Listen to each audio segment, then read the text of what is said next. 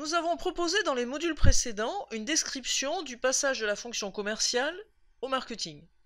Nous avons également indiqué plusieurs définitions du concept. Nous sommes maintenant en mesure de vous décrire la démarche marketing, notamment ses principes clés et sa dynamique. Au niveau des principes clés de la démarche marketing, à travers la définition, nous avons pu déjà comprendre qu'il y avait deux principes clés, analyser et décider. En ce qui concerne les principes clés de la démarche marketing, nous avons déjà compris au travers de la présentation de la définition que ces principes reposaient sur deux grands piliers, une logique d'analyse de l'environnement et une logique de décision. La logique d'analyse de l'environnement, nous l'avons décrite largement, c'est une logique où la demande et la prise en compte de cette demande constituent le concept central. En ce qui concerne la logique d'action stratégique, trois éléments peuvent être mis en exergue. Premièrement, il s'agit d'éviter ce que l'on appelle la myopie marketing, qui consisterait à penser que parce qu'un produit se vend bien, il se vendra bien tout le temps, ignorant ainsi l'évolution de la demande.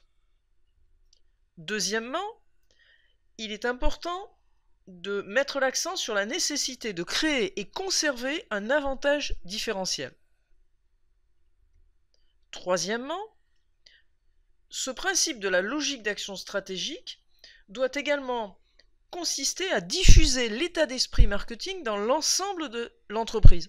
Rappelons que dans la définition, nous avons insisté sur le fait que la démarche marketing concernait l'ensemble des activités de l'entreprise. Pour ce faire, on peut associer des ingénieurs et des commerciaux dans le cadre d'un projet de lancement de nouveaux produits ou envoyer en formation commerciale des personnes qui n'auront pas eu de formation commerciale au cours de leur parcours dans l'entreprise. Voyons maintenant la dynamique de la démarche marketing.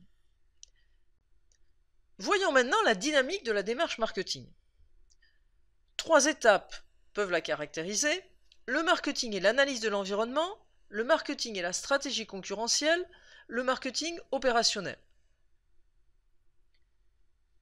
En ce qui concerne le marketing et l'analyse de l'environnement, tout commence par une connaissance de l'environnement via la collecte d'informations, puis une compréhension de cet environnement pour une aide à la décision via une analyse des informations obtenues.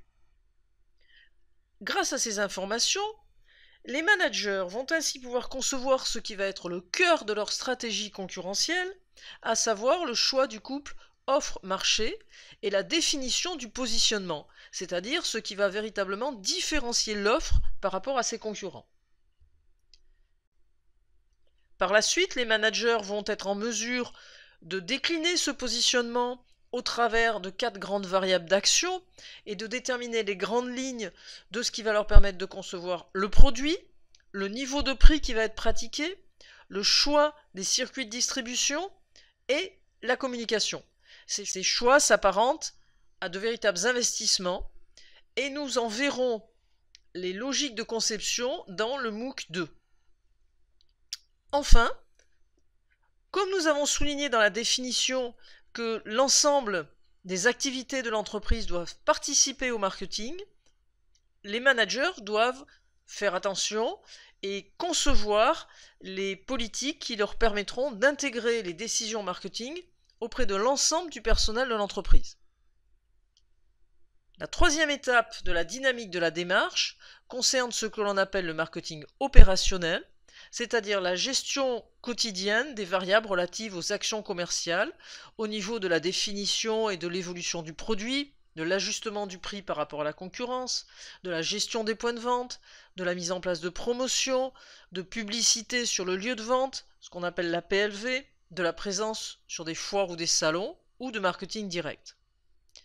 L'intérêt de la description de cette dynamique est qu'elle permet de relier des éléments que l'on associe souvent au marketing, comme les études de marché, le prix, la publicité, et de montrer ainsi l'enchaînement logique et chronologique de ces différentes étapes.